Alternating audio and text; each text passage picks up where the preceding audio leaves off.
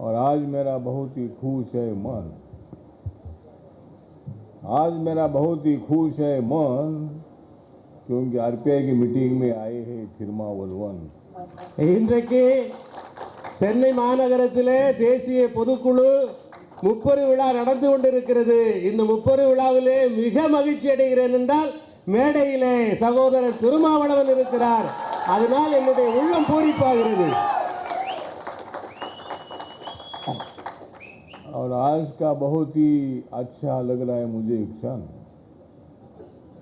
आज का मुझे बहुत ही अच्छा लग रहा है क्षण. अगर मैं और திருமாவளவன் एक साथ आएंगे तो बहुत सारे निकाल देंगे रन. இன்றைக்கு மனசுல ஒரு பெரிய தரிசனம் இருக்கிறது. அந்த மனசு அப்படியே உள்நோக்கி பார்த்து கொண்டிருக்கிறது. திருமாவளவனும் ராம்தாஸ் அத்வாலேயும் ஒன்றாய் இருக்கும்போது தேசத்திலே மாபெரும் மாற்றத்தை நிகழ்த்த முடியும்.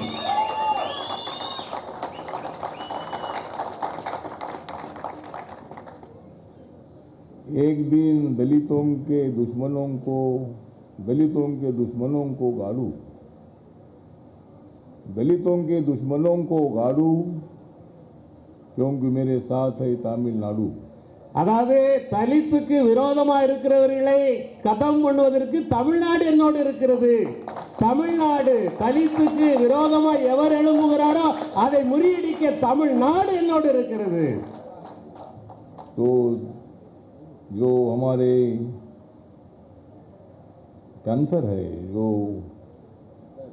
मेंबर ऑफ पार्लियामेंट भी है, सेकंड टाइम वो मेंबर ऑफ पार्लियामेंट बने हैं, उन्होंने अपने पार्टी के 4 एमएलए भी यहाँ चुनकर लाए हैं. और मुझे याद है कि मैं मदुराई में आया था डॉक्टर माई साहब अम्बेडकर जी के साथ.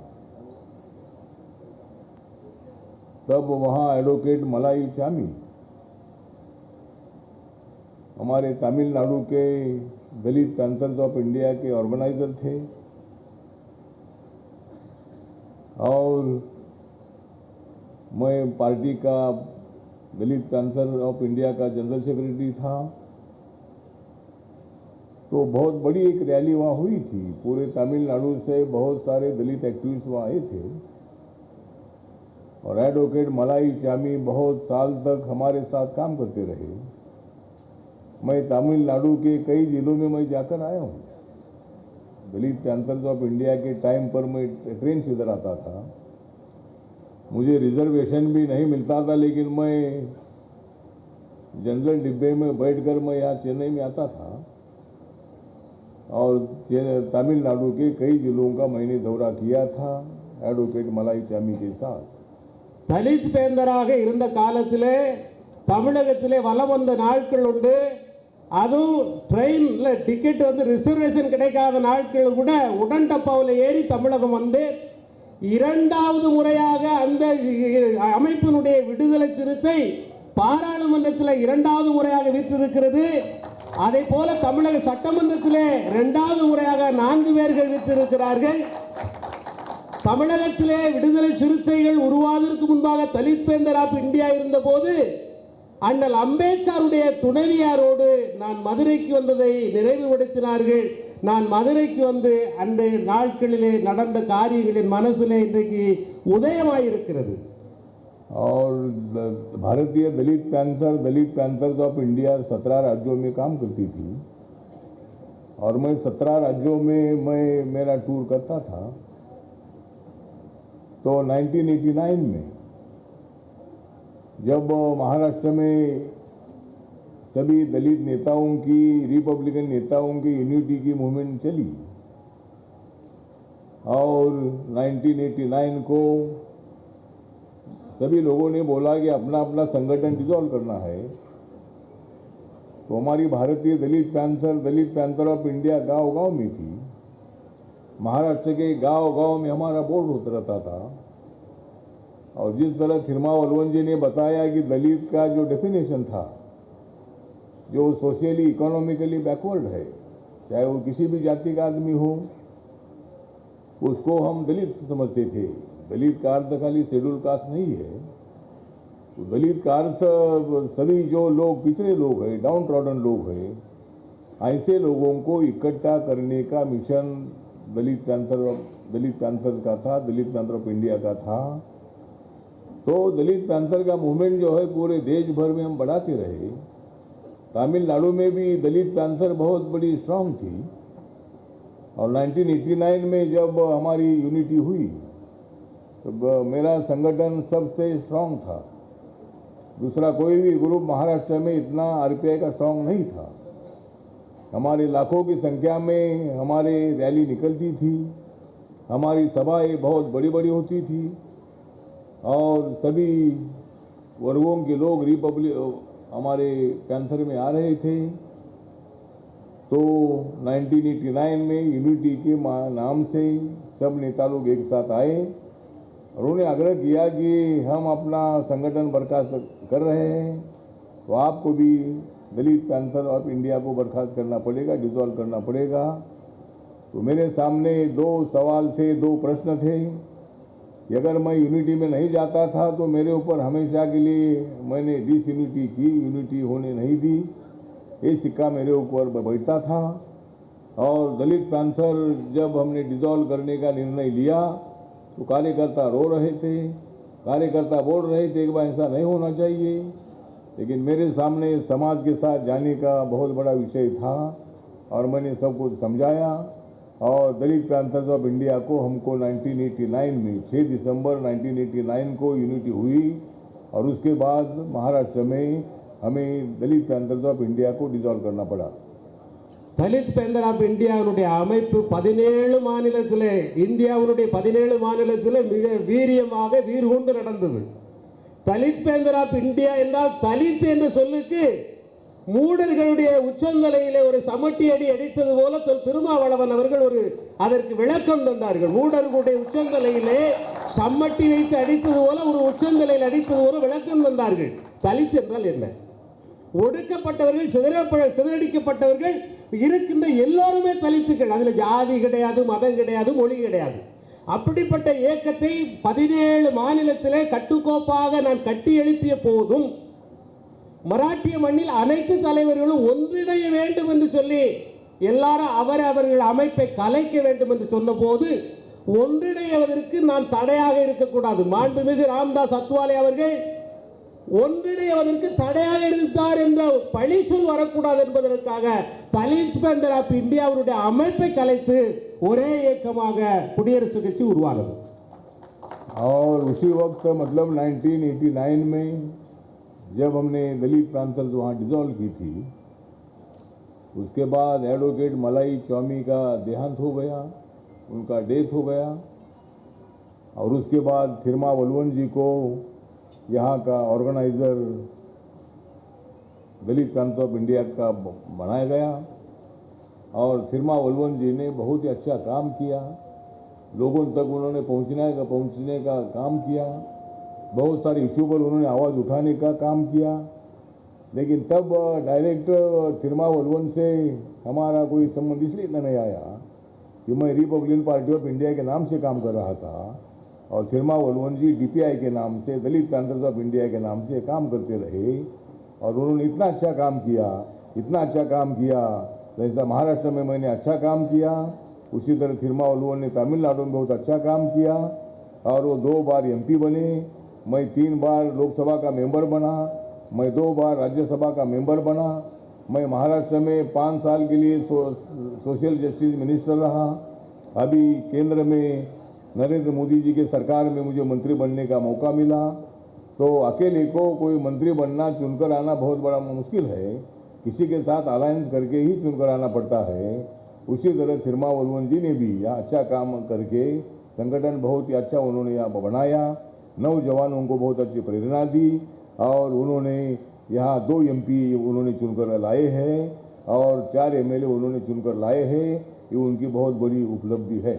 அதாவது தலித் பேந்தர் ஆஃப் இந்தியாவை மொழி மாற்றம் செய்து விடுதலை சிறுத்தையாக உருவாக்கி தமிழகத்தினுடைய பட்டி தொட்டியெல்லாம் மூல முடுக்கெல்லாம் கொண்டு வேகமாக சேர்த்தவர் திருமாவளவன் அவர்கள். அதே போல மராட்டிய மண்ணிலே மூலை முடுக்கெல்லாம் மிக அருமையாக மக்கள் மத்தியிலே பணியாற்றியவர் டாக்டர் ஐயா ராம்தாஸ் அத்வாலே அவர்கள். ஆனால் அவருடைய பணி வியக்கத்தக்க பணி. அவருடைய பணி பாராட்டத்தக்க பணி. அவர் இளைஞர்களின் எழுச்சி நாயகனாக, இளைஞர்களை லட்சோப லட்சம் இளைஞர்களை தன் வயப்படுத்துகிற இளைஞரின் எழுச்சி நாயகனாக இங்கே வீற்றிருக்கிறார். தமிழகம் முழுவதும் அல்ல, தமிழகம் தாண்டியும் இளைஞர்களின் எழுச்சி நாயகனாக வலம் வருகிறார். और ज़रूर मतलब मैं आरपीआई का हूँ और थिरमावलवन वीसी के उनकी पार्टी है.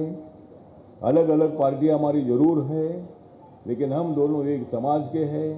हम दोनों बाबा साहब अम्बेडकर जी के फॉलोअर हैं.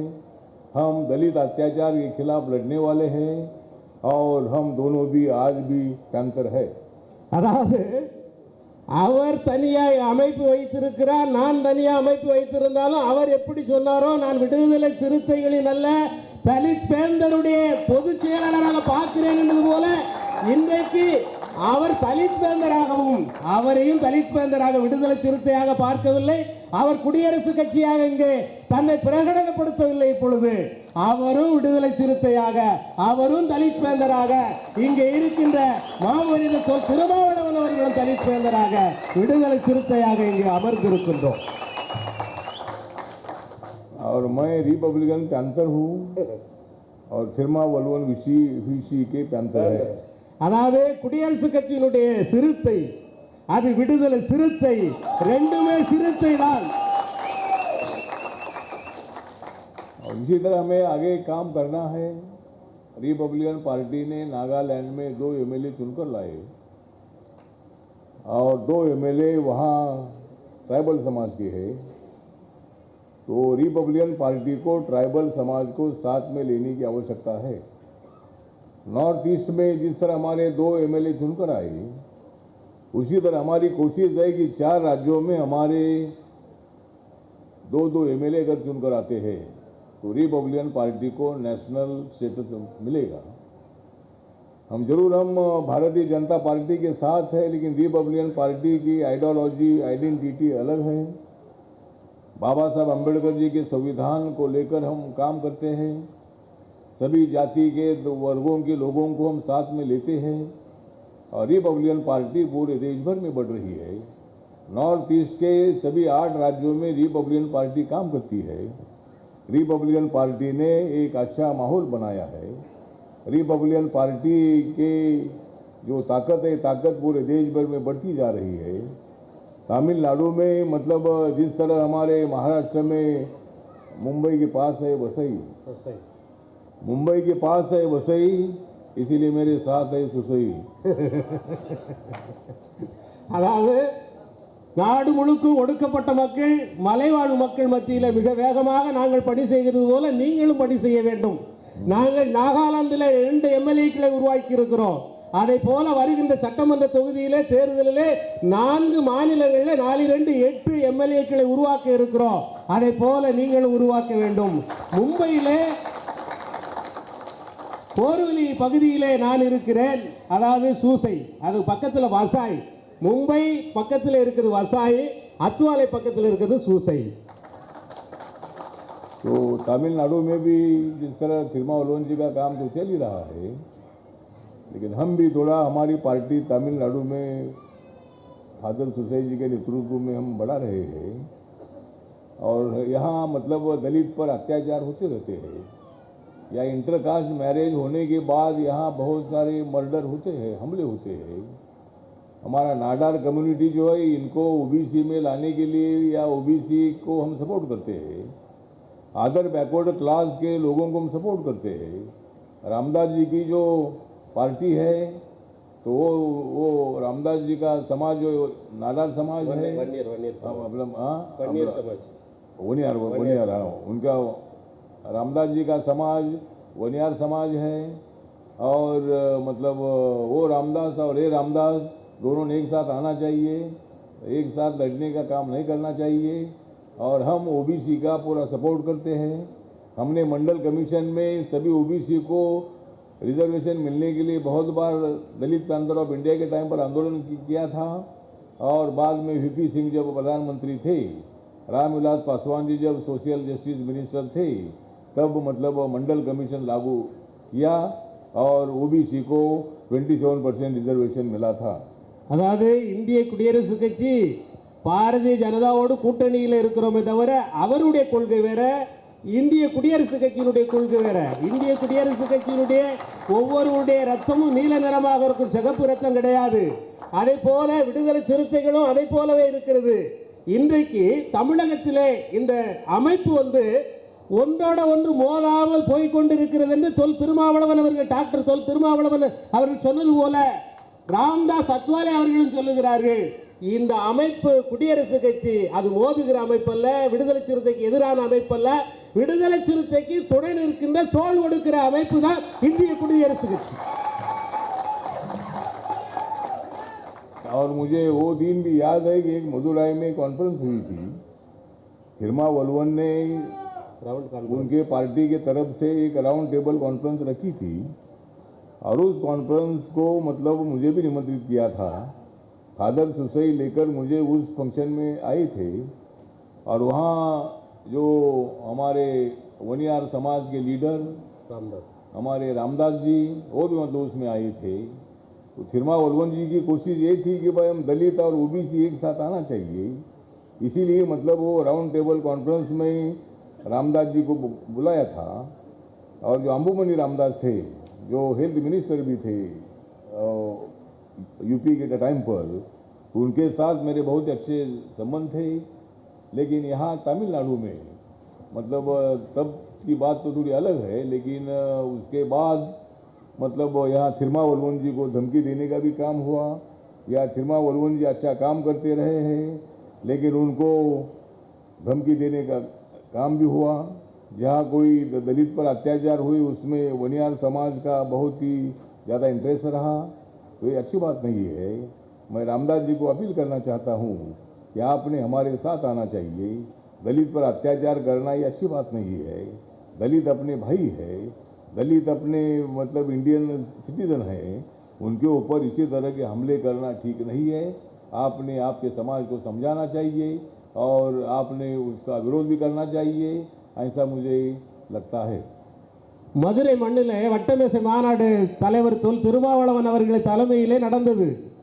அன்றைக்கு ஐயா அவர்களுக்கு அழைப்பு இருந்தது. ஐயாவை அழைத்து கொண்டு மதுரை மண்ணிற்கு வந்தேன். அந்த வட்டமேசை மாநாட்டிலே இங்கே இருக்கிற ராம்தாஸும் இந்த ராம்தாஸும் அங்கே மேடையில் இருந்தார்கள். விடுதலை சிறுத்தைகளுடைய தலைவர் திருமாவளவன் அவர்களுக்கு எல்லாரையும் ஒன்றிணைக்க வேண்டும், மாபெரும் மாற்றத்தை இணைக்க வேண்டும், சகோதரத்துவத்தை வளர்க்க வேண்டும் என்பதுதான் அவருடைய தலையாகிய சிந்தனை கடமையுமாக இருந்ததனால்தான் அன்றைக்கு அந்த ராம்தாஸை அந்த பக்கமும் இந்த ராம்தாஸை இந்த பக்கமும் வைத்து மதுரை மண்ணிலே வட்டமேசை மாநாடு நடத்தி கொண்டவர் திருமாவளவன் அவர்கள். और थिरमा वलवन जी को कोई भी अगर धमकी देते हैं तो धमकी का जवाब देने के लिए मैं उनके साथ हमेशा खड़ा रहूंगा। தமிழகத்தில் மாத்திரமல்ல, இந்தியாவில் எங்கேயாவது விடுதலை சிறுத்தைகளுடைய தலைவர் திருமாவளவன் அவருக்கு யாராவது தம்கி, அதாவது மிரட்டல் யாராவது கொடுத்தாங்கன்னா அந்த மிரட்டல் எல்லாம் தூளாக்குவதற்கு மாண்புமிகு ராம்தாஸ் அத்வாலே அவர்கள் விடுதலை சிறுத்தைகளோடு இருக்கிறார்.